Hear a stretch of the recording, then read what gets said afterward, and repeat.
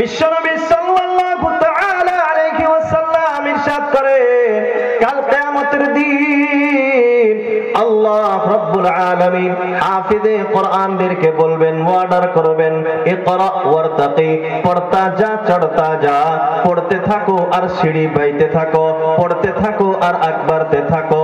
তাড়াতাড়ি তারাবির নামাজের মতো আর তাড়াতাড়ি পড়ার দরকার নাই। ওয়ারাতিল কামা কুনতা তুরাতিলু ফিদ দুনিয়া, আস্তে আস্তে করে তেলাওয়াত করো, যেমনি করে তুমি দুনিয়াতে কোন সময় জলসার ভিতরে সুন্দর করে কারিয়া নেদে পড়ছো, আল্লাহ বলবেন ওয়ারাতিল কামা কুনতা তুরাতিলু ফিদ দুনিয়া, যেমন ভাবে দুনিয়াতে তুমি তারতিলের সাথে আস্তে আস্তে করে তেলাওয়াত করছো, ঠিক তেমনি ভাবে আস্তে আস্তে করে তেলাওয়াত করো আর আকবারতে থাকো। ফাইন্না মানজিলাকা ইনদা আখিরি আয়াতিন তাকরাউহা, কারণ তোমার জান্নাতের ঠিকানা হবে তুমি কোরআনের শেষ আয়াতটা যেখানে পড়বা। আল্লাহ রাব্বুল আলামিন এই পৃথিবীতে মানুষ পাঠিয়েছেন। আল্লাহ চান না যে মানুষ জাহান্নামে যায়, এটা আল্লাহ চায় না। মানুষ যাতে জান্নাতে যাইতে পারে, মানুষ যাতে হেদায়েত প্রাপ্ত হইতে পারে, এই জন্য আল্লাহ রাব্বুল আলামিন যুগে যুগে তিনার বিধান আসমানি কিতাব নাজিল করেছেন। সর্বশেষ কিতাব কোরআনে কারীম আল্লাহ রাব্বুল আলামিন নাজিল করেছেন। এই কোরআনে কারীমের ভিতরে আমার জন্ম থেকে মৃত্যু পর্যন্ত এবং মৃত্যুর পর থেকে জান্নাত পর্যন্ত সমস্ত ব্যাখ্যা, সমস্ত আলোচনা এই কোরআনে কারীমের ভিতরে আছে, বলি আলহামদুলিল্লাহ। আবার আল্লাহর এই বিধিবিধান, নীতি নিয়ম, আসমানি আহকাম, হুকুম, এগুলি ডাইরেক্ট মানুষ বুঝবে না, বোঝা সম্ভব না। কিতাব পড়াই নিজে সবকিছু করা যায় না।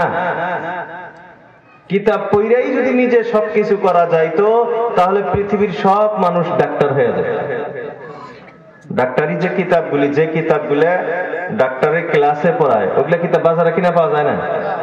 ওই কথা বলেন না, পাওয়া যায় কি যায় না? তাহলে সবাই ওই কিতাব পড়া মুখস্থ কইরা ডাক্তার হইল, তা ডাক্তার হওয়া যায় না। কি লাগে?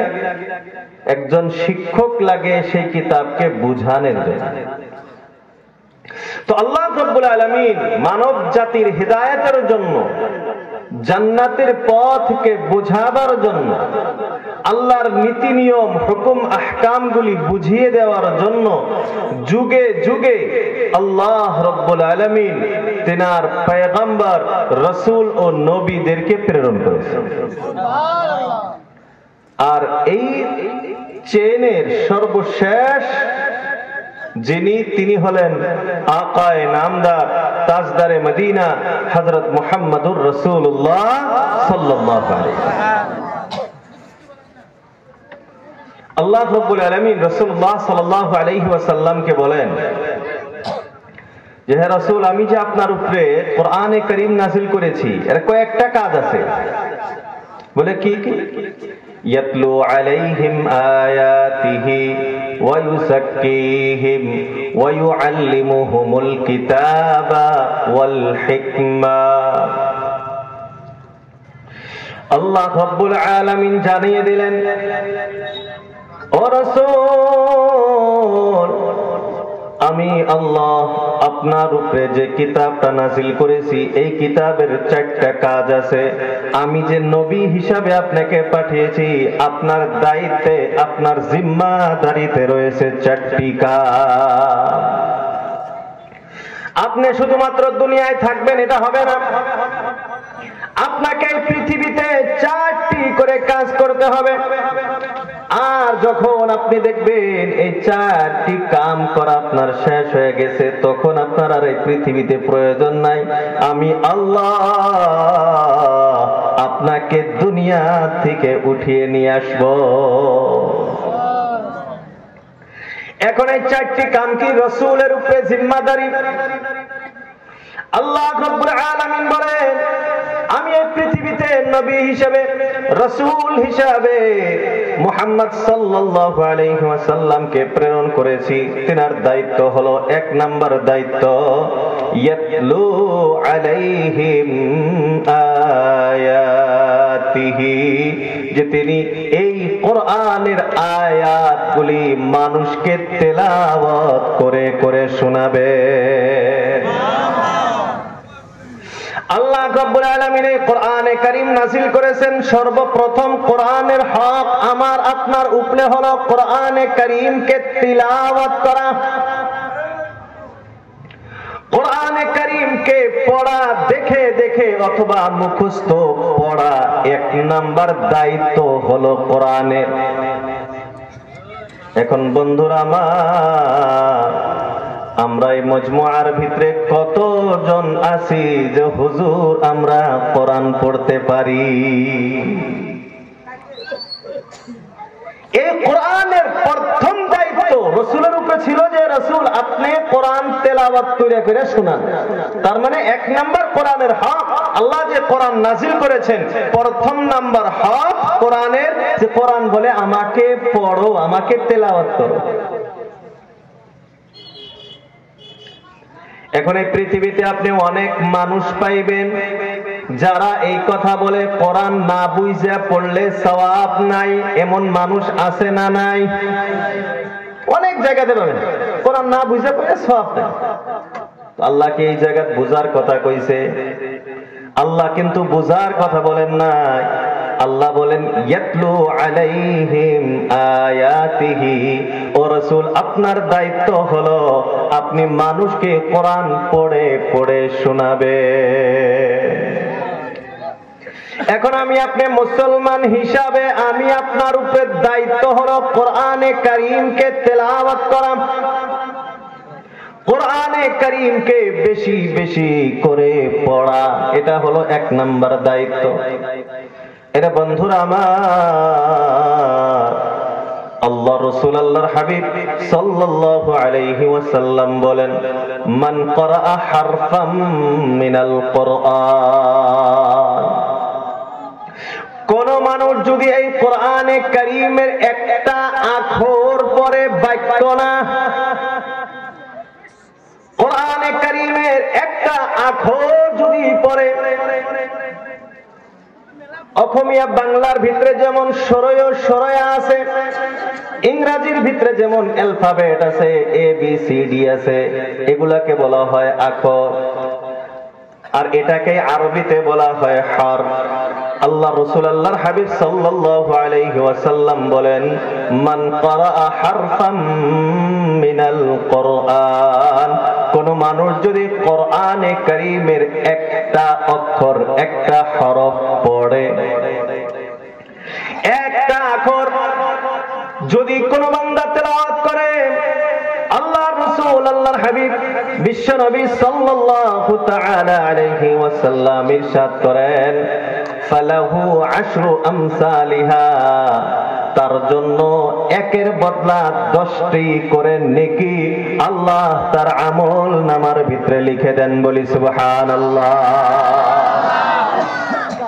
কোরআনে কারীমের একটা করে অক্ষর পড়বেন, আল্লাহ রাব্বুল আলামিন 10টা করে নেকি দিয়ে দিবে। এরে বন্ধুরা আমার, আল্লাহ রাসূল আল্লাহর হাবিব সাল্লাল্লাহু আলাইহি ওয়াসাল্লাম এই কথাটা আবার বিশ্লেষণ করে দিলেন, ব্যাখ্যা করে দিলেন। আল্লাহ রাসূল বলেন, লা আকুলু আলিফ লাম মিম হারফুন ওয়ালাকিন আলিফুন হারফুন ওয়া লামুন হারফুন ওয়া মিমুন হারফুন।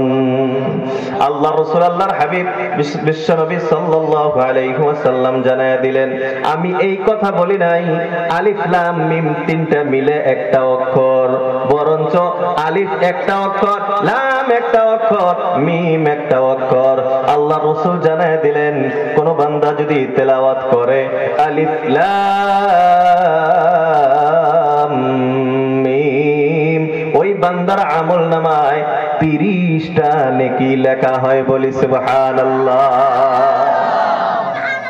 এর বন্ধুরা আমার, আল্লাহ আল্লাহর রাসূল আল্লাহর হাবিব বিশ্ব নবী সাল্লাল্লাহু আলাইহি ওয়াসাল্লাম যে বললেন এক একটা হরফ এক একটা আখর পড়লে 10টা করে নেকি পাওয়া যায়। এই কথা কি আল্লাহর রাসূল আল্লাহর হাবিব সাল্লাল্লাহু আলাইহি ওয়াসাল্লাম বলেছেন যে তোমাকে আলিফ লাম মিম হরফের ব্যাখ্যা অর্থ বুঝে পড়তে হবে। এই কথা কি আল্লাহর রাসূল কইছে? আর একটা উদাহরণ আপনাদেরকে দেই। এই কথা যদি কোনো বান্দা বলে অর্থ না জেনে পড়ে কোনো সওয়াব নাই, অর্থ না জেনে পড়ে কোনো লাভ নাই, এই কথা যদি বলে, আমি ওই বান্দার কাছে প্রশ্ন রাখতে চাই, ও বড় পণ্ডিত সাহেব, আপনি যে বলতেছেন কোরআনের অর্থ না জেনে পড়লে সওয়াব হয় না, আল্লাহ রাসূল বললেন একের বদলা 10টা নেকি, উদাহরণ দিলেন আলিফ লাম মিম। আল্লাহ রাসূল তো এটা উদাহরণ দিয়েছেন। এখন আপনার কাছে আমার প্রশ্ন, আলিফ লাম মিম এর অর্থটা কি আপনি অল্প আমারে বুঝাইয়া দেন। যে কথা বলে যে অর্থ না জেনে কোরআন পড়লে সওয়াব হয় না, কোরআন পড়ার লাভ নাই, তাহলে তার কাছে প্রশ্ন, আলিফ লাম মিমের অর্থ কও। জানে বলে আলিফ লাম মিম, এটা মুফাসসিরিনে কেরাম যখন এইটা বলে সঙ্গে সঙ্গে বলে ওয়াল্লাহু আ'লামু বিযালিকা বিমুরাদিহি, এর অর্থ এবং ব্যাখ্যা শুধুমাত্র জানেন আল্লাহ। আরো মেলা হুরুফে মুকাত্তাআত আছে, হামিম, কাফ হা ইয়া আইন সাদ, নুন সাদ, হুরুফে মুকাত্তাআত। তো যারা বলে যে কোরআন না বুঝে পড়লে সওয়াব হয় না, তাদের কাছে প্রশ্ন, যদি সওয়াব না বুঝে পড়লে হয় না, তাহলে আলিফ লাম মিম, নুন, কাফ, হা, ইয়া, আইন, সাদ, ইয়াসিন, তাহা, এগুলোর অর্থ কি? তখন তো আল্লাহু আ'লামু বিযালিকা বিমুরাদিহি, এর অর্থ খালি কেন জানে? কথা কয় না, কে জানে? তো এর অর্থ যদি আল্লাহ জানে, তুমি তো এর অর্থ জানো না, তাহলে এটা পড়লে তো সওয়াব হওয়ার কথা না। তাহলে আল্লাহ রাসূল কেন বলতেছেন আলিফ লাম মিম পড়লে 30টা নেকি? বোঝা গেল এর মাথার ভিতরে শয়তান আছে। কথা আছে না? শয়তান ওর মাথা নষ্ট করে দিয়েছে, কোরআন থেকে সরায় দিয়েছে। এটা পৃথিবীতে বর্তমান বহুত বড় একটা প্রোপাগান্ডা এটা চলতেছে। আমরা সাধারণ মানুষ, আমরা তো বুঝি না। আমাদেরকে এই ভুল বুঝায় আমাদেরকে কোরআনে কারীম থেকে সরায় দিতেছে। আপনার মনের ভিতরে আসা, আমি কোরআনটা যদি দেহে দেহে পড়াই হেলাম নি, তাও তো একটা করে আখরের 10টা করে নেকি পাইলাম নি।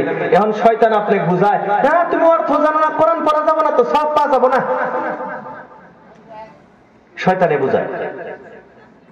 তার মানে মানুষকে, শয়তানের কাজ হলো মানুষকে কোরআনে কারীম থেকে দূরে সরায় দেয়। যখন মানুষ এটা ভয় পাবো না, কথা তো ঠিকই, আমি তো কোরআনের অর্থ জানি না, আমি তো কোরআনের ব্যাখ্যা জানি না, তাহলে তো আমি পড়লে সওয়াব পাবো না। তাহলে সওয়াব যদি না হয়, এত কষ্ট করে পড়ে হিকে কি লাভ আছে? দ্বিতীয় নাম্বার, যারা হাফিজে কোরআন হয়, কোরআন মুখস্থ করে যারা তেলাওয়াত করে, তারাবি পড়ায়, এই যে 7 বছর 8 বছরের বাচ্চা যে হাফিজ হয়েছে, এরা কি কোরআনের অর্থ জানে? কথা কয় না, ওরা সওয়াব পায় না। আল্লাহ রাসূল আল্লাহর হাবিব সাল্লাল্লাহু আলাইহি ওয়াসাল্লাম বলেন, ইউকালু লিহাফিযিল কুরআনি ইয়াওমাল কিয়ামাহ ইকরা ওয়ারতাকি ওয়ারাতিল কামা কুনতা তুরাতিলু ফিদ দুনিয়া ফাইন্না মানসিলাকা ইনদা আখিরি আয়াতিন তাকরাউহা। আল্লাহ রাসূল আল্লাহর হাবিব বিশ্বনবী সাল্লাল্লাহু তাআলা আলাইহি ওয়াসাল্লাম ইরশাদ করেন, কাল কিয়ামতের দিন আল্লাহ রাব্বুল আলামিন হাফিজে কোরআনদেরকে বলবেন, ওয়ার্ডার করবেন, ইকরা ওয়ারতাকি, পড়তা যা, চড়তা যা, পড়তে থাকো আর সিঁড়ি বাইতে থাকো, পড়তে থাকো আর আকবারতে থাকো। তাড়াতাড়ি তারাবির নামাজের মতো আর তাড়াতাড়ি পড়ার দরকার নাই। ওয়ারাতিল কামা কুনতা তুরাতিলু ফিদ দুনিয়া, আস্তে আস্তে করে তেলাওয়াত করো যেমনি করে তুমি দুনিয়াতে কোন সময় জলসার ভিতরে সুন্দর করে কারিয়া নেদে পড়ছো। আল্লাহ বলবেন ওয়ারাতিল কামা কুনতা তুরাতিলু ফিদ দুনিয়া, যেমন ভাবে দুনিয়াতে তুমি তারতিলের সাথে আস্তে আস্তে করে তেলাওয়াত করছো, ঠিক তেমনি ভাবে আস্তে আস্তে করে তেলাওয়াত করো আর আকবারতে থাকো। ফাইন্না মানজিলাকা ইনদা আখিরি আয়াতিন তাকরাউহা, কারণ তোমার জান্নাতের ঠিকানা হবে তুমি কোরআনের শেষ আয়াতটা যেখানে পড়বা। এরা বন্ধুরা আমার, আল্লাহ রাসূল বলতেছেন যারা হাফিজ হয় অর্থ কিন্তু তারা জানে না। হাফিজ যারা হয় তারা তো আর কোরআন বেশি না পড়েই হাফিজ হয়, অল্প পড়েই হাফিজ হয়, কথা কয় না। আরে এক একটা আয়াত কোটি কোটি বার পড়ার পরে হাফিজ হয়। তো আল্লাহ যে ওদেরকে বলতেছেন কিয়ামতের দিন বলা হবে তুমি পড়ে পড়ে যত দূর যাবার পাও অত দূর তোমার পর্যন্ত তোমার জান্নাতের ঠিকানা।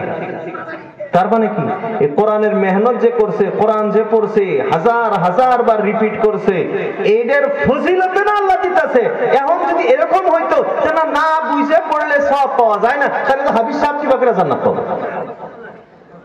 কথা হাসান, এই কথা কি বুঝাইতে পারতেছি? আপনি ভাষা বুঝতেছেন তো? অসুবিধা হইতেছে না তো? আল্লাহ, তাহলে আমার সাথে অল্প হ্যাঁ না বললেন, তাহলে আমিও বুঝবো যে না আপনারা বুঝতেছেন। তো দুইটা তিনটা দলিল প্রমাণ আমরা পাইলাম যে কোরআনে কারীম বুঝে অর্থ না জাইনে পড়লেও সওয়াব পাওয়া যায়। তো কোরআনে কারীমের প্রথম নাম্বার হক আমার আপনার প্রত্যেকজন মানুষের উপরে। কোরআন বলে আমাকে পড়ো, কোরআন বলে আমাকে পড়ো। আর কোরআন তো পড়ারই কিতাব, কোরআন তো পড়ারই কিতাব। এই কোরআনে কারীমের সর্বপ্রথম যে 5টি আয়াত নাযিল হয়েছে, গারে হীরার ঘটনা, আমি ঘটনার দিকে যাব না, সর্বপ্রথম আয়াত যে নাযিল হয়েছে হযরত জিবরাইল আমিন আলাইহিস সালাতু ওয়াস সালাম আল্লাহ রাসূলকে যে শিক্ষাটা দিলেন সেটা কি শব্দ ছিল? ইকরা। ইকরা মানে পড়ো, ইকরা মানে পড়ো। তো এই কোরআন পড়ো, পড়ার নাম কোরআন। এখন কোরআনকে যে কোরআন বলা হয় এটা কেন? কারাআ ইয়াকরাউ থেকে আসছে কোরআন। কারাআ ইয়াকরাউ মানে পড়া। পৃথিবীর সবচেয়ে বেশি পড়া কিতাব, কথা কয় না, এর চেয়ে বেশি পড়া হয় পৃথিবীর কোন কিতাব? এই বেশি পড়া কিতাব দেই এর নাম কোরআনুন। আরেকটা হলো কোরআন কিরানুন থেকে বলছে। কিরানুন শব্দের অর্থ হলো মিলা। কোরআনে কারীমের একটা সূরা আরেকটার সাথে এমন যারা মুফাসসিরিন, যারা কোরআনের তাফসীর যারা পড়ছে, অর্থ যারা পড়ছে তারা জানে এই কোরআনের একটা আয়াত আরেকটা আয়াতের সাথে, একটা সূরা আরেকটা সূরার সাথে কেমন ভাবে মিল আছে। পৃথিবীতে এমন উদাহরণ নাই। আল্লাহ যে চ্যালেঞ্জ করছে, আল্লাহ যে কোরআন নিয়ে চ্যালেঞ্জ করছে যে তোমাদের যদি এই কিতাবের ব্যাপারে সন্দেহ হয় যেটা আমি নাজিল করি নাই, এটা মুহাম্মদ নিজে লিখছে, তোমাদের যদি সন্দেহ হয় যেটা আল্লাহর নাজিল করা কিতাব না, এটা মুহাম্মদ নিজে বানাইছে, তো মুহাম্মদও মানুষ, তোমরাও মানুষ। মুহাম্মদ যদি মানুষ হিসেবে যেটা পারে তোমরা পারবা না, এটা তো এমন কিছু না। আল্লাহ চ্যালেঞ্জ করছে, ফাতু বিসূরাতিন মিন মিসলিহি। কোরআনে কারীমের সূরাগুলির মতো একটি মাত্র সূরা বানায় নিয়ে আসো। একলা পারবা না আমি জানি। ওয়াদউ শুহাদাআকুম মিন দুনিল্লাহ। আল্লাহকে ছেড়ে তোমাদের যত সহায়কারী হইতে পারে সমস্ত সহায়কদেরকে একত্রিত করে কোরআনের সূরার মতো একটি সূরা বানায় নিয়ে আসো। এরে বন্ধুরা আমার, আপনারা জবাব দেন, আজ পর্যন্ত কোরআনের সূরার মতো সূরা কি কেউ বানাইতে পারছে? কিয়ামত পর্যন্ত আল্লাহ রাব্বুল আলামিন এই কথাই বলেন, ফাইল্লাম তাফআলু, আজ পর্যন্ত পারো নাই, ওয়ালান তাফআলু, কিয়ামত হয়ে যাবে তাও পারবা না। তো কোরআনে কারীমের ভিতরে কি এমন জিনিস আছে পৃথিবীর মানুষের পক্ষে এমন আয়াত, এমন সূরা বানানো সম্ভব না। এরে বন্ধুরা আমার, কোরআনে কারীমের একটা আয়াত আর একটা আয়াতের সাথে, একটা সূরা আর একটা সূরার সাথে এমন ভাবে মিল আছে যেটা পৃথিবীর মানুষের পক্ষে বানানো সম্ভব না। তো মুহতারাম দোস্ত আজিজ, বোঝা গেল কোরআনের এক নাম্বার হক হলো কোরআনকে পড়া। তাহলে সবাই পড়বো তো ইনশাআল্লাহ? সবাই পড়বো? পড়া শিখছি তো? শিখি নাই তো শেখা কথা কয় না, মানে শেখা লাগবো। কোরআন না শিখে, আমি কই না আপনি ব্যাখ্যা পড়েন, তো অর্থ পড়েন, মুফাসসির হয়ে যান, মুহাদ্দিস হয়ে যান, মুফাসসির কিছু আনাগো না, খালি দেইহে কোরআন পড়াটা শেখা না। এইটা যদি পড়বার না শিখ পারবান, তাহলে ভাই জান্নাতের আশা করে লাভ নাই। জান্নাতের আশা করে লাভ নাই। কোরআন না পড়তে পারলে জান্নাত পাওয়া যাবে? আস্তে করে কয়, কোরআন না পড়ে জান্নাত যাবে? এখন যারা মুরব্বী আছে বলতে পারেন, হুজুর আমাদের তো এখন বয়স হয়ে গিয়েছে, আমাদের তো এখন দাঁত নাই, আমরা একটা কবার গেলে আর একটা হয়ে যায়, তাইলে আমরাও কি শিখা রাখবো? প্রশ্ন আছে না? এরে বন্ধুরা আমার, আপনার বয়স যদি 100 পার হয়ে যায় আর আপনি যদি কোরআন শেখেন নাই, তাহলে এখনো আপনার উপরে ফরজ, আপনাকে কোরআনে কারীম শিখতে হবে। এখন আপনার যখন দাঁত নাই, এখন একটা বলতে গেলে আর একটা হয়ে যায়, এই বয়সে কোরআন শিখতে ডাবল কষ্ট হবে কি হবে না? সবাই বলেন হবে কি হবে না? এই জন্য আল্লাহর রাসূল, আল্লাহর হাবিব সাল্লাল্লাহু আলাইহি ওয়াসাল্লাম বলেন, যারা কোরআনে কারীম শেখে, কোরআন শেখার চেষ্টা করে, কিন্তু কোনো অসুবিধার কারণে তাদের শিখতে বড় কষ্ট হয়, কঠিন হয়ে যায়, আল্লাহ রাসূল, আল্লাহর হাবিব সাল্লাল্লাহু আলাইহি ওয়াসাল্লাম বলেন, আল্লাহ রাব্বুল আলামিন তাদেরকে ডাবল সওয়াবের ব্যবস্থা করে। বলি সুবহানাল্লাহ। যাদের দাঁতটা পড়ে গেছে গা, কষ্ট হয়ে গেছে গা, এই কষ্ট করে যদি শেখে, তাহলে অন্য মানুষ, আমি যারা চ্যাংরা আছি, আঙ্গুরে কোরআন শিখতে একটা সওয়াব, আর যারা মুরব্বী হয়ে গেছে গা, এরা যখন কষ্ট করে শিখবো, এদের কোরআন শেখার সওয়াব কয়টা? 2টা। তাহলে শিখমু তো সবাই পড়াবো। কোরআনের তাফসীর, ব্যাখ্যা, অর্থ এগুলো পরে রাখেন, আগে কোরআনের প্রথম নাম্বার হক কোরআনে কারীমকে পড়া, দেখে দেখে নাজারা হোক বা মুখস্থ হোক, এটা পড়া, এটা হলো সর্বপ্রথম। আর আল্লাহ যে রাসূলুল্লাহকে পাঠাইছেন এই পৃথিবীতে, এই রাসূলুল্লাহ সাল্লাল্লাহু আলাইহি ওয়াসাল্লামকে পাঠানোর প্রথম নাম্বার রাসূলের দায়িত্বই হইল ইয়াতলু আলাইহিম আয়াতিহি, তুমি মানুষকে কোরআন তেলাওয়াত করে শোনাও। তো মাঝে মাঝে কোরআন তেলাওয়াত নিজেও করা লাগে, মাঝে মাঝে মানুষের তেলাওয়াত শোনাও লাগে, এটাও নবীর সুন্নাত। নিজে তেলাওয়াত করা এটাও নবীর সুন্নাত, এবং অন্য জনের তেলাওয়াত শোনা এটাও নবীর, সবাই বলেন না, নবীর সুন্নাত। হযরত রাসূল করিম সাল্লাল্লাহু আলাইহি ওয়াসাল্লাম হযরত উবাই ইবনে কাব রাদিয়াল্লাহু তাআলা আনহুকে বলতেছেন একদিন ডাক দিয়ে, উবাই তুমি আমারে অল্প কোরআন তেলাওয়াত করে শোনাও। উবাই তুমি কি করো? আমারে কোরআন তেলাওয়াত করে শোনাও।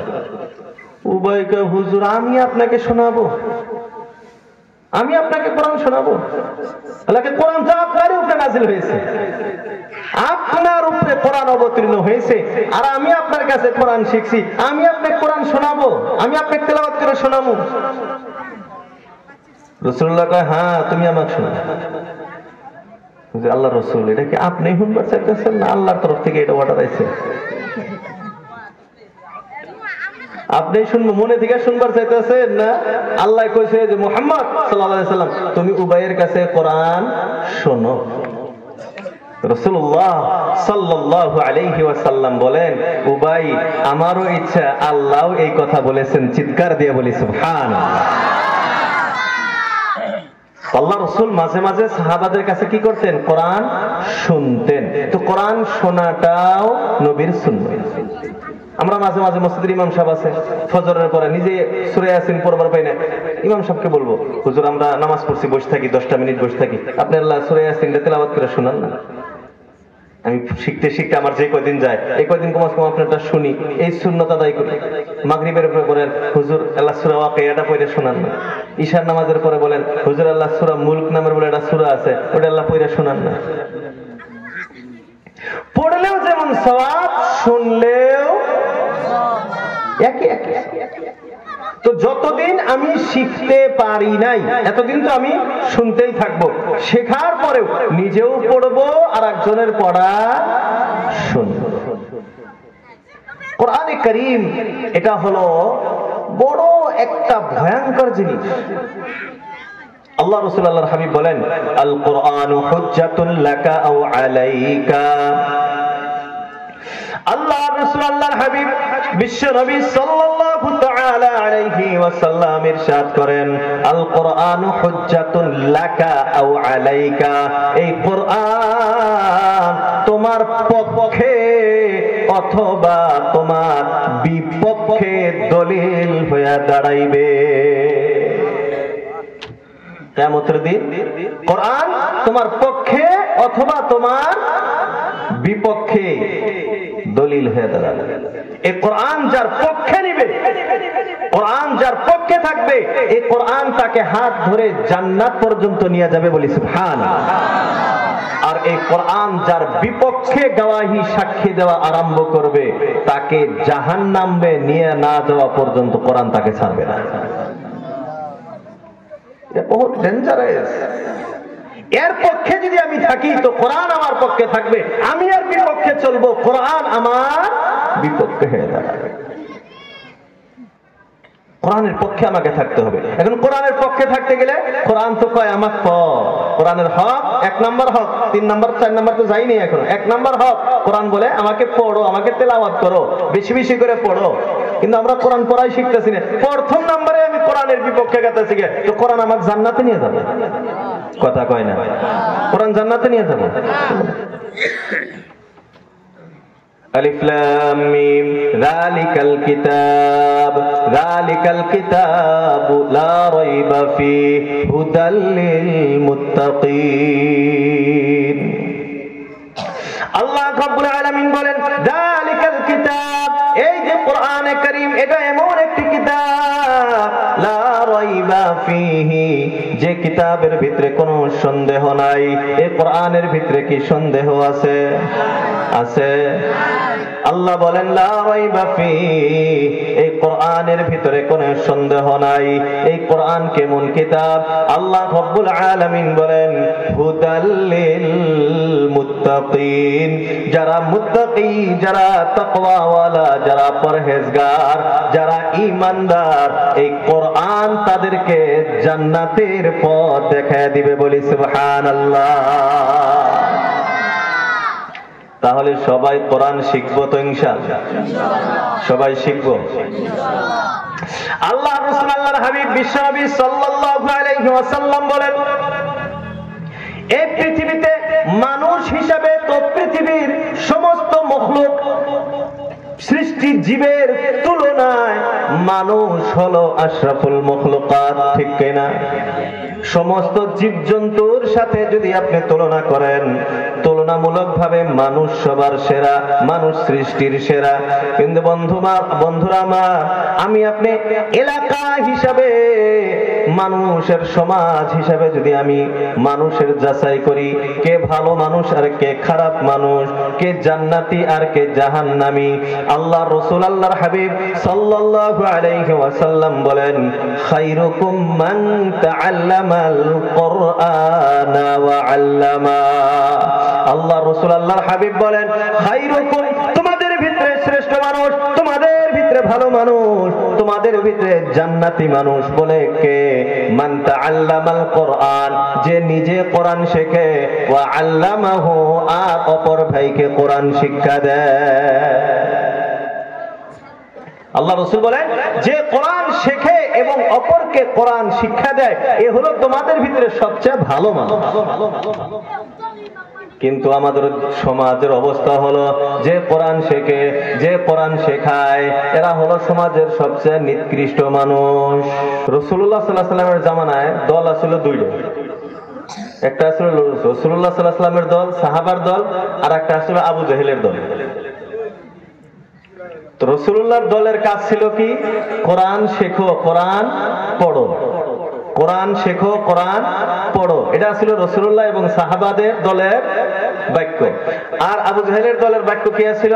কোরআন শুনবা না, কোরআন শুনবার দিবা না। তো রাসূলুল্লাহ দুনিয়া থেকে ইন্তেকাল করেছেন, সাহাবায়ে কেরাম ইন্তেকাল করেছেন, নবীর ওয়ারিস আজ পর্যন্ত আছে? তো কথা কন না, কে আছে না? তো আবু জাহেল মরে গেছে, তার ছেলেপেলা মরছে, তার কি আওলাদ বুনিয়াদ আজ পর্যন্ত পৃথিবীতে নাই? আছে। তো সাহাবার বংশধর যারা, আল্লাহওয়ালার বংশধর যারা, রাসূলের দলের লোক যারা, এরা যারা আওলাদ, এরা চাইবে কোরআন হোক, কোরআনের তাফসীর হোক, কোরআনের মাহফিল হোক, ধর্মীয় জলসা হোক, মাদ্রাসা কায়েম হোক, মসজিদ কায়েম হোক, আমরা কোরআন শুনি, কোরআন শিখি, এটা হবে এদের স্লোগান। আর ওই যে ওই দলের যদি এরা কব জলসা বন্ধ হোক, সভা করা যাব না, মাদ্রাসা বন্ধ করো, মসজিদে যাওয়া যাব না, এদের স্লোগান এইটা। গোবিন্দ হুজুর এটা আবার বানায় বানায় কইলেন। আমি বানায় কথা কই না, যেটি কথা এখন পর্যন্ত কইছি দলিল ছাড়া কোনো কথা বলছি? সবাই বলে না দলিল ছাড়া কথা বলছি? এটা যে বলছি এরও দলিল কথা কই না আছে।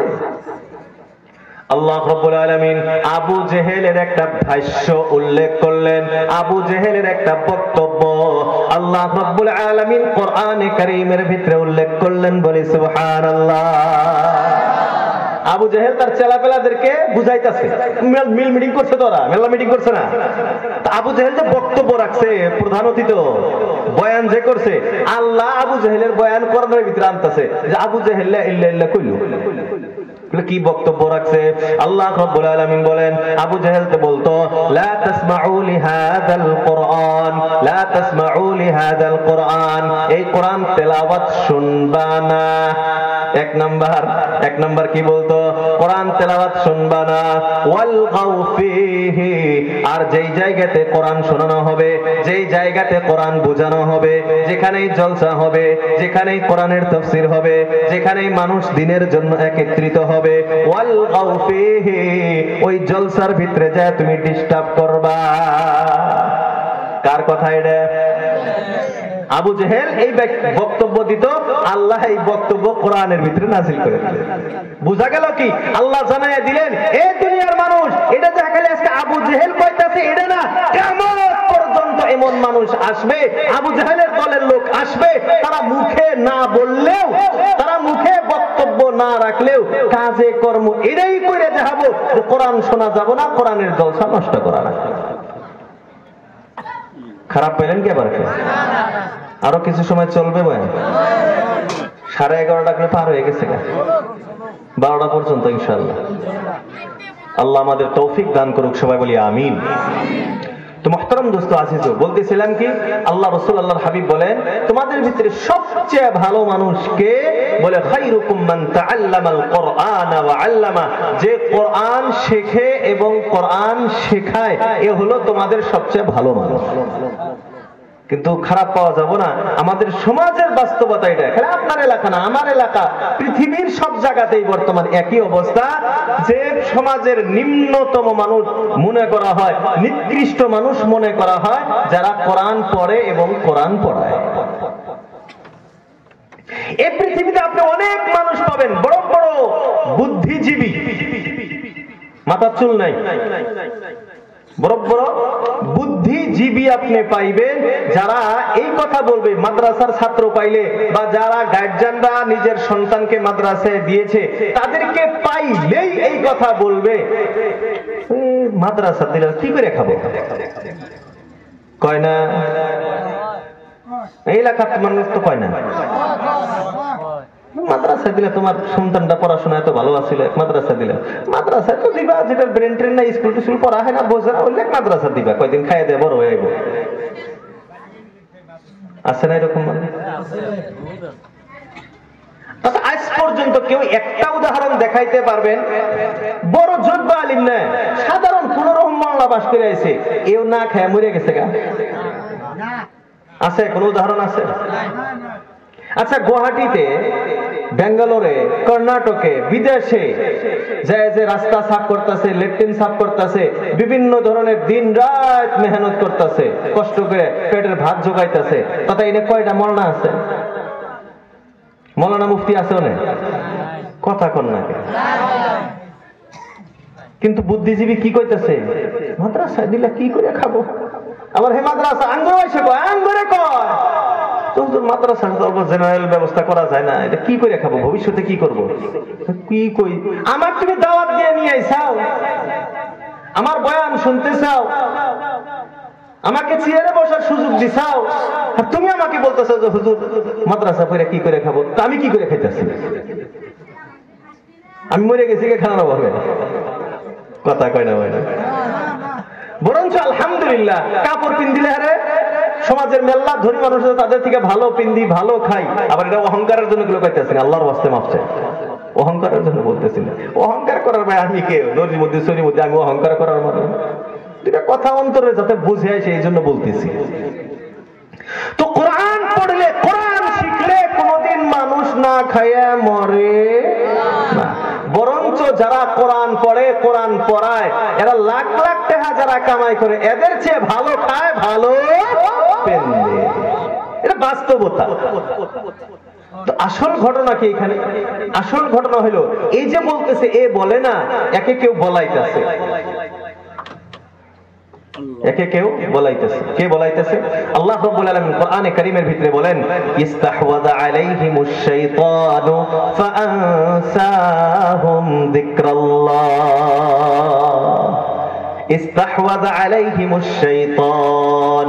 আল্লাহ রাব্বুল আলামিন বলতেছেন, আল্লাহ বলেন ইস্তাহওয়াযা আলাইহিমুশ শাইতান, শয়তান এদের ঘাড়ের উপরে চেপে বসেছে, শয়তান এদের ঘাড়ের উপরে চেপে বসেছে। ফাআনসাহুম যিকরাল্লাহ, আর শয়তান তাদেরকে আল্লাহকে স্মরণ করা, আল্লাহর জিকির তাদেরকে ভুলিয়ে দিয়েছে। শয়তান তার মাথার উপরে সাওয়ার হয়ে, শয়তান তার ঘাড়ের উপরে চাপা দিয়ে বইসে, তারপরে শয়তান ওর মুখ দিয়ে কথা কোয়াইতেছে যে কোরআন পড় না কর, কোরআন পড়লে ভাত পাবো না, কোরআন পড়লে সমাজে আর জায়গা থাকবো না, মান সম্মান থাকবো না। ভাই আল্লাহ আঙ্গুরে মান সম্মান দেয় না? দেয় নাই মান সম্মান? তাহলে এটা ও বলতেছে না, শয়তান ওর ঘাড়ের উপরে চাপা দিয়ে এই কথা বলাই। এই বুদ্ধিজীবীকে আপনি জীবনে কোনোদিন এই কথা শুনতে দেখবেন না, জীবনে এই কথা কোনোদিন বলতে দেখবেন না যে যারা স্কুল পড়তাছে তারা যে কোরআন শিখতে পারলো না, এর জন্য কি ব্যবস্থাটা করছো? আমি যদি ক খ সরে সরে ABCD না শিখি, তা থেকে আমি জাহান্নামে যাবো? কথা কয় না? আলিফ বা যদি না শিখি, তো যারা জাহান্নামেরটা পড়তেছে তাদেরকে জান্নাতে নেওয়ার চিন্তা নাই, কিন্তু যারা জান্নাতেরটা করতেছে এদেরকে কিভাবে জাহান্নামে নেওয়া যায় এই চিন্তা ওদের মাথার ভিতরে বুদ্ধি দিয়ে লোক। কারণ বুদ্ধিজীবী যে জিবি বুঝুন তো, জিবি মোবাইলের ভিতরে জিবি থাকে না, 1GB 2GB। তো আজ পর্যন্ত এটা বোঝা গেল না যে কত জিবি বুদ্ধি হইলে বুদ্ধিজীবী হয়। কথা সারা আল্লাহ আমাদের বোঝার তৌফিক দান করুক, সবাই বলি আমিন। তো আল্লাহ বলছেন তোমাদের, আল্লাহ রাসূল বলছেন তোমাদের ভিতরে সবচেয়ে ভালো মানুষ ওই মানুষ যে কোরআন শেখে এবং কোরআন শিক্ষা দেয়। তাহলে আমাদেরও তো তাদেরকে ভালো মনে করা লাগবো কি লাগবো না? এখন অবস্থা হলো, কেউ খারাপ পাবেন না, আমার এলাকার মাদ্রাসা আছে, এলাকার মসজিদ আছে, মসজিদের ইমাম সাহেবের দরমহা দিয়ে 3000। আমার নিজের সংসার চলে না 50,000-এ, আর আমি ইমাম সাহেব দরমহা দেই 4000। এটা ইমাম সাহেব সম্মান করতেছি আমরা। তো ওটাই তো মনে করলাম না সমাজের সত্যের না দিলেই চলে। মাদ্রাসার হুজুর একজন আছে, দরমহা 5000, আমার সংসার 50,000-এ চলে না। এটা একটা আলাদা ব্যাপার। ইমাম সাহেবের 5,000 টাকা, 3,000 টাকা, মাদ্রাসার হুজুরের 3,000, 5,000-এ আল্লাহ তাকে যেমন ভাবে চলায় 50,000 দরমহাওয়ালাও অত ভালো করে চলতে পারে না। এটা আল্লাহর একটা বরকত। আল্লাহর বরকত মানে কি? এটা রাসূলুল্লাহর একটা দুআর বরকত, রাসূলুল্লাহর একটা দুআর বরকত। আল্লাহ রাসূল দোয়া করছেন, আল্লাহ যারা আমার হাদিস শুনবো, যারা আমার হাদিস শোনাইবো, যারা আমার হাদিস মুখস্থ করবো, আল্লাহ তাদেরকে তুমি টলটলা রাখো। আর না খায় থাকলে কি টলটলা থাকবো? কথা কয় না। তো আল্লাহ তাদেরকে খিলায়, এমন খিলান খিলায় খাইতে খাইতে মরে। আল্লাহ আমাদের বোঝার তৌফিক দান করুক, সবাই বলি আমিন। তো কোরআনে কারীম যারা শেখে এবং শেখায়, আল্লাহ রাসূল বলেন এরা হলো সবচেয়ে ভালো মানুষ। তো আমরাও কোরআন শিখবো তো ইনশাআল্লাহ। এবং যারা কোরআন শেখায়, মুদাররিস মুআল্লিম যারা আছে, মক্তবের শিক্ষক, মাদ্রাসার শিক্ষক, তাদেরকে আমরা শ্রদ্ধা, মোহাব্বত, ভালোবাসা করবো তো ইনশাআল্লাহ। সবাই করবো তো ইনশাআল্লাহ। আল্লাহ তৌফিক দান করুক, সবাই বলি আমিন। তো আল্লাহ রাসূলুল্লাহকে যে পাঠাইলেন, রাসূলুল্লাহর এই পৃথিবীতে প্রথম নাম্বার দায়িত্ব, কোরআনের প্রথম নাম্বার হক, এটা কি ছিল? কোরআন তেলাওয়াত করা। এক নাম্বার দায়িত্ব কি? কোরআন তেলাওয়াত করা। তো আমরা সবাই কোরআন শিখবো তো ইনশাআল্লাহ। সবাই শিখবো তো ইনশাআল্লাহ। আল্লাহ আমাদের তৌফিক দান করুক, সবাই বলি আমিন। দুই নাম্বার দায়িত্ব, আল্লাহ রব্বুল আলামিন রাসূলকে কেন এই পৃথিবীতে পাঠাইলেন, রাসূলকে এই দুনিয়াতে পাঠানোর উদ্দেশ্য কি? আল্লাহ রব্বুল আলামিন দ্বিতীয় নাম্বার রাসূলুল্লাহকে পাঠানোর দায়িত্বের কথা বললেন, ওয়া ইউসাক্কিহিম।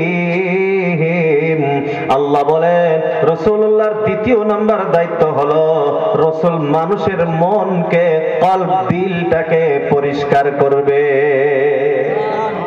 তাজকিয়ায়ে নফস, মনকে পরিষ্কার করবে, দিলটাকে সাফ করবে, আল্লাহু ওয়ালা বানাবে। কারণ কোরআন শিখবো, কোরআন তেলাওয়াত করবো, তো কোরআন তেলাওয়াতের ফজিলত আছে, তো আছে না? এই ফজিলতটা তো এক জায়গায় যে পড়া রাখবো। এখন পাত্র মানে পাল্লা যদি পচা হয়, ওর ভিতরে যদি আপনি গাখির ঢালেন, কাম হবো? তো পাত্রটা পরিষ্কার করা লাগবে না? তো রাসূলুল্লাহর দ্বিতীয় নাম্বার দায়িত্ব হলো কি? মানুষের দিলকে পরিষ্কার করা, মানুষের মনকে পরিষ্কার করা, নফসকে পরিষ্কার করা। আল্লাহ রাসূল মেহনত করবে নফসকে পরিষ্কার করার মেহনত। মানুষের নফস, পৃথিবীতে যে মানুষের নফস আছে, মানুষের মন, নফস মানে মন। মন তিন ধরনের। কয় ধরনের? তিন ধরনের। মন কয় ধরনের? এক নাম্বার হলো নফসে আম্মারা, দুই নাম্বার নফসে লাওয়ামা, তিন নাম্বার নফসে মুতমাইন্না। নফসে আম্মারা খালি গুনাহ, নেকির কোনো কথা নাই। এই মন খালি গুনাহ গুনাহ গুনাহ। ওই যে গানের ভিতরে যে কইছে, হেডে পাগল মন, খালি রঙিন ঘোড়া দাবড়াইতে চায়, এটা খালি গুনাহ আর গুনাহ। এটা হলো নফসে আম্মারা, এটা ডাইরেক্ট জাহান্নাম। নেকির কোনো পেছালি নাই, খালি গুনাহ গুনাহ গুনাহ, নফসে আম্মারা। দুই নাম্বার নফস, এটা হলো নফসে লাওয়ামা। লাওয়ামা কোনটা? 50-50, মাঝে মাঝে জুমার নামাজও পড়ে, আবার মসজিদেও যায়, এমনিতেও যায়। বুঝেন নাই? হালালও খায়, হারামও খায়, মানে দুইও দিকেই। মাঝে মাঝে মন চায় না ভালো হয়, আল্লাহ আল্লাহ করি, জিকির আজকার করি, তসবিহটা নেই, আবার মাঝে মাঝে গুনার ভিতরেও যায়। এটা আমি আপনি প্রত্যেকের অবস্থা, ঠিক কিনা? আমারও আপনারও সবাই, আমাদের সবারই প্রায় এই অবস্থা। আমরা নফসে লাওয়ামার ভিতরে আছি। এরকম তো কেউ নাই যে না আমার হুজুর আমার জীবনে নেকির কথা মনে হয় না, খালি গুনার কথাই মনে হয়। এমন কেউ আছে কি? নাই। মুসলমান যে হইছে সে একটার থেকে তো বাইসে গেছে। এখন আমরা নফসে লাওয়ামার ভিতরে আছি, যে মাঝে মাঝে নেকির কথাও আসে, মাঝে মাঝে গুনার দিকেও দিল ধাবিত হয়। তো এটার ব্যাপারে হবে কি? এর হিসাব হবে। এর কি হবো? হিসাব। আর নেকি গুনাহ দুইটাই মিলাবো, যেদিকে বেশি ওই দিকে যাওয়া লাগবে। আল্লাহ আমাদেরকে জান্নাতি বানায় দিক, সবাই বলি আমিন। তিন নাম্বার নফস হলো নফসে মুতমাইন্না। তিন নাম্বার নফস নফসে মুতমাইন্না, প্রশান্ত মন, শান্তিময় মন। এই নফসে মুতমাইন্না কাকে বলা হয়? বলে নফসে মুতমাইন্না হলো এখন আর গুনার সেক্টর একবারে নেই, গুনার সেক্টর আর নাই, খালি নেকি আর নেকি। তো একটা ছিল খালি গুনাহ, লাস্টেরটা হইলো খালি নেকি। তো যেটা খালি নেকি এটা ডাইরেক্ট জান্নাত, খালি গুনাহ ওটা ডাইরেক্ট জাহান্নাম। মাঝখানে আমরা যারা আছি, আঙ্গুরে হইলো ভেজাল, আঙ্গুরে হিসাব কিতাব আছে। তো আমাদের চেষ্টা করতে হবে, আমাদের নফসকে পরিষ্কার করতে হবে, মনকে পরিষ্কার করতে হবে, যাতে করে আমি নফসে মুতমাইন্নার হকদার হইতে পারি। আর এই নফস পরিষ্কার হবে কেমনে? কোরআনে কারীমের তেলাওয়াতের মাধ্যমে। আমি আপনি যত কোরআন তেলাওয়াত করব, আমি আপনি যত আল্লাহ আল্লাহর জিকির আজকার করব, আমার দিল তত পরিষ্কার হবে। তো কোরআন পড়বো তো সবাই, জিকির আজকার করবো তো সবাই। আমরা অনেক মানুষ আছে, হুজুর টেনশন ভালো লাগে না, দিলের ভিতরে ভালো লাগে না, মন ভালো লাগে না, আছে না এরকম? আছে না নাই? আল্লাহ রাব্বুল আলামিন বলেন, আলা বিযিকরিল্লাহি তাতমাইন্নুল কুলুব। আল্লাহ রাব্বুল আলামিন জানায় দিলে, ও দুনিয়ার মানুষ শুনে রাখো, জেনে রাখো, বিযিকরিল্লাহ, আল্লাহর জিকিরের মাধ্যমে, আল্লাহর জিকিরের সাথে আল্লাহকে ডাকার কারণে তাতমাইন্নুল কুলুব, দিলটা শান্ত হয়ে যায়। বলি সুবহানাল্লাহ। তো যাদের এই অবস্থা, হুজুর মনে ভালো লাগে না, দিলে ভালো লাগে না, কোনো কিছুই ভালো লাগে না, তার ওষুধ হলো কি? আল্লাহর জিকির করো। তো জিকির বিভিন্ন আছে, লা ইলাহা ইল্লাল্লাহ, আল্লাহু আকবার, লা হাওলা, বিভিন্ন জিকির আছে না নাই? তার ভিতরে একটা বড় জিকির হলো কোরআনে কারীমের তেলাওয়াত। তো বোঝা গেল, কোরআন তেলাওয়াত করলে দিল সাফা হয়। সবাই বলেন, কোরআন তেলাওয়াত করলে দিল সাফা হয়। আর যখন দিল সাফ হবো, সাফ হইতে হইতে যখন একবার সাফ হবো, নফসে মুতমাইন্না, জান্নাতি হয়ে গেলাম। তাহলে আমরা কোরআন পড়বো তো ইনশাআল্লাহ। ভাইরা আমার, বন্ধুরা আমার, রাসূলুল্লাহকে আল্লাহ রাব্বুল আলামিন যে দুনিয়ায় পাঠাইলেন, প্রথম নাম্বার দায়িত্ব ছিল কোরআন তেলাওয়াত করে শোনানো, 2 নাম্বার দায়িত্ব ছিল মানুষের মনকে পরিষ্কার করা, 3 নাম্বার দায়িত্ব আল্লাহ রাব্বুল আলামিন রাসূলুল্লাহ সাল্লাল্লাহু আলাইহি ওয়াসাল্লাম দিলেন, ওয়া ইউআল্লিমুহুমুল কিতাব। ও রাসূল, আপনার উপরে 3য় নাম্বার দায়িত্ব হলো আপনি মানুষকে কোরআন শিক্ষা দিবে। রাসূলুল্লাহ 3 নাম্বার দায়িত্ব কি? মানুষকে কোরআন শিক্ষা দিতে হবে। কারণ কোরআন শিক্ষা দিব, তারপরে কোরআন পড়ব। তো কোরআন শিক্ষা দেওয়া এটা রাসূলুল্লাহ দায়িত্ব। 4 নাম্বার দায়িত্ব আল্লাহ রাব্বুল আলামিন বলেন, ওয়াল হিকমা, আর হিকমত শিক্ষা দিবা। হিকমত মানে ব্যাখ্যা শিক্ষা দিবা। তো কোরআন শিক্ষা দেওয়া, কোরআনের ব্যাখ্যা শিক্ষা দেওয়া, এটা হলো রাসূলুল্লাহর দায়িত্ব। এরে বন্ধুরা আমার, এই যুগে কি রাসূল আছে? আছে রাসূল? রাসূল যদি নাই, তাহলে মনে হয় এই দায়িত্বগুলি শেষ, এই কাজগুলি শেষ, আর করা লাগবে না। লাগবো? এরে বন্ধুরা আমার, আল্লাহ রাসূল, আল্লাহর হাবিব সাল্লাল্লাহু আলাইহি ওয়াসাল্লাম বলেন, ইন্নাল উলামা ওয়ারাসাতুল আম্বিয়া। উলামায়ে কেরাম হলো আম্বিয়ায়ে কেরামের ওয়ারিস, উত্তরসারী, আম্বিয়ায়ে কেরামের ওয়ারিস। আগে আল্লাহ রাসূল, আল্লাহর হাবিব বলেন, ওয়া ইন্নাল আম্বিয়া লাম ইয়ারিসু দিনারা ওয়ালা দিরহামা। পৃথিবীতে মানুষ মারা গেলে ওয়ারাসাত হিসাবে, ওয়ারিস হিসাবে টাকা পয়সা সম্পদ ছেড়ে যায়। আল্লাহ রাসূল বলেন, নবীরা যখন দুনিয়া ছেড়ে চলে যায়, তখন তারা কোনো সম্পদ ছাড়ে না, টাকা পয়সা সোনা মানিক ছাড়ে না। তাহলে কি ছাইরা যায়? আল্লাহ রাসূল বলেন, ইন্নামা ওয়ারাসুল ইলমা। আম্বিয়ায়ে কেরাম, নবী রাসূলরা যখন দুনিয়া থেকে বিদায় নিয়ে যায়, তখন এই পৃথিবীতে ইলমের ওয়ারাসত ছাড়ে, ইলমকে দুনিয়াতে রাখা যায়। আল্লাহ রাসূল বলেন, ফামান আখাযাহু আখাযা বিহাদ্দিন ওয়াফির। যারা এখন যত ইলম বেশি হাসিল করবে, যারা যত জ্ঞান বেশি উপার্জন করবে, তারা রাসূলের ওয়ারাসত ততই বেশি পাবে। বলি সুবহানাল্লাহ। তো এই যুগে রাসূল নাই, কিন্তু ওয়ারিসে রাসূল আছে, উলামায়ে কেরাম আছে। তো রাসূলের উপরে যে দায়িত্ব ছিল তেলাওয়াত করে শোনানো, মানুষকে দিল পরিষ্কার করা, মানুষকে কোরআনের শিক্ষা দেওয়া, কোরআনের ব্যাখ্যা শিক্ষা দেওয়া, এখন বর্তমান এই দায়িত্ব হলো উলামায়ে কেরাম। এখন আমরা উলামায়ে কেরাম যারা আছি, যদি আমরা এই কাজ করতেছি, মানুষকে কোরআন তেলাওয়াত করে শোনাইতেছি, মানুষকে কোরআন তেলাওয়াত শোনাই, মানুষকে নেককার বানানোর ফিকির যদি আমার ভিতরে থাকে, তাজকিয়া নফস, মানুষকে পরিষ্কার করা, তার মানে মানুষকে ভালো করার চিন্তা ফিকির, এটা থাকতে হবে একজন আলিমের ভিতরে। একজন আলিমের গ্রামের ভিতরে থাকতে হবে, মানুষকে আমার নিজের গ্রামের মানুষকে, আমার নিজের গ্রামের ছেলে মেয়েদেরকে কিভাবে কোরআনের শিক্ষা দেওয়া যায়, তারপরে হবে কোরআনের ব্যাখ্যা। এটা তো সবার জন্য জরুরি না, কিন্তু তার ভিতরে এলাকার ভিতরে যেগুলো ভালো ব্রেনিয়াল পোলাপান আছে এদেরকে বাইসে বাইসে এদেরকে মুফাসসির বানানোর চেষ্টা করা হয়। তো কোরআন তেলাওয়াত শোনান, কোরআনকে শিক্ষা দেওয়া, কোরআনের ব্যাখ্যা শোনানো, এটা হলো উলামায়ে কেরামের দায়িত্ব। আর এই দায়িত্বগুলি পালন করার জন্য, এই দায়িত্বগুলি ব্যাখ্যাগুলি শোনানোর জন্যই আজকের এই তাফসীরুল কোরআন মাহফিলের আয়োজন। এরকম মাহফিলের আমাদের সমাজে অনেক প্রয়োজন আছে। এরকম করে বড় সড়ো করেও যদি না হয়, বছরে আপনি একবার এভাবে করলেন ঠিক আছে, এরকম বড় সড়ো করে বছরে একবার করলেন, প্রত্যেক মাসে কমাস কম একবার করে নিজের এলাকার মসজিদের ভিতরে একদিন করে তাফসীর করে।